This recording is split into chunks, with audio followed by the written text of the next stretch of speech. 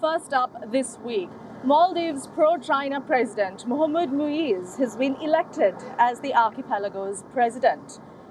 This signals an upending of diplomatic relations between Maldives and its traditional partner India. Muizzu's India out policies will now give way for greater Chinese influence in the archipelago nation. Here's a look at how we decode the India-China influence and relations of the Maldives over the past few decades. Take a look. Mohamed Muizzu, thus far leader of the opposition, is now president-elect with 54% votes in the face-off with incumbent Ibrahim Solih. Till now the mayor of Maldivian capital Male and a surprise candidate of sorts, Muizzu will be sworn in as president of the Maldives on the 17th of November. Most notably in the geostrategic scheme of things, he comes to power on a strong pro-China and India out plank. Mohamed Muizzu was a minister during the pro-China Abdullah Yameen government between 2013 and 2018.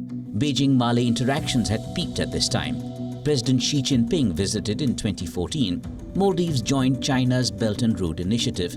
Under establishment of a joint ocean observation center, China got greater access to the region. In exchange, China handed out loans and grants for mega infrastructure projects. By 2018, Chinese funding to the island nation touched $1.5 billion, with $900 million under sovereign guarantees.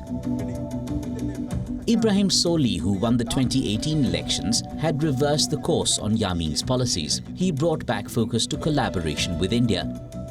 Now, Muizzu taking the top post in the Maldives, a 100% Muslim nation, likely holds big repercussion for the island nation's relations with India and the region.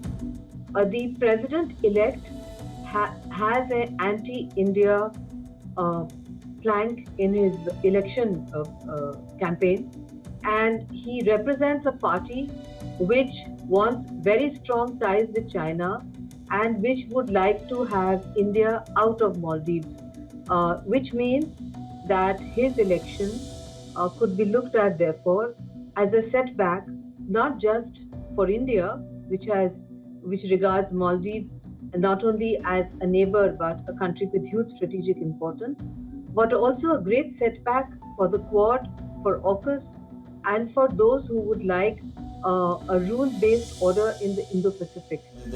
Notably, among Muizzu's first moves was asking outgoing President Solih to move pro-China, anti-India former President Abdullah Yameen from his 11-year jail term to house arrest. Indication perhaps that he means business on the China-India front. Experts cite, however, that present-day India is ready to stand up to Chinese influence in the region. India too has provided huge assistance to Mali and takes active part in at least 45 development projects in the country. Muizzu completely shutting out India may not be fully possible. India is a regional power, and India has always been there when the Maldives has been in need. If we go back to 1988, many people won't be aware, but there was an incursion of Tamil mercenaries into the capital Male. It was India that came and helped out. If we go to 2014 or 2016, there was a problem with the desalination plant. We had no bottled water in Mali. It was India that sent airdrops. It's just a geographical fact. I think that India is going to be the main partner. And the issue with the troops, I'm personally not aware of any increase in Indian troops. There will always be Indian troops in the Maldives helping out with technical issues. For example, there were helicopters that were donated to the country that required Indian pilots to fly for some time, and I expect that to continue. I personally think the India Out campaign was lazy populism from an opposition that doesn't really know how to operate. Yet in the Indian Ocean region, the alert for India through China's String of Pearls offensive does grow louder after Maldives went to Muizzu. China's ship docking in Sri Lanka, Nepal signing up to China's BRI, the Pakistan-China all-weather alliance, and now this augur ill.